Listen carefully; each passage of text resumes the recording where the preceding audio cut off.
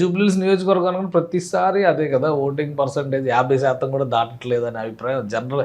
మొన్న last time general ఎలక్షన్స్లో కూడా అదే పరిస్థితి 47% అయింది. ఈసారి ఇంకో 1% పెరిగింది కాబట్టి జనం మాకు అనుకూలంగా ఓటేసారని అధికార పార్టీ చెప్పి మా విధానాలకు మద్దతు అని చెప్పని అంటున్నారు కదా. మీరు చూడండి సార్, లాస్ట్ టైం మునుగోడు కానీ ఎక్కడ బై ఎలక్షన్ జరిగినా మనకు ఓటింగ్ పర్సంటేజ్ చాలా పెరుగుద్ది సార్. జనరల్ ఎలక్షన్స్ జరిగినప్పుడు 45, 50, 60 రావడం ఇస్ కామన్ సార్.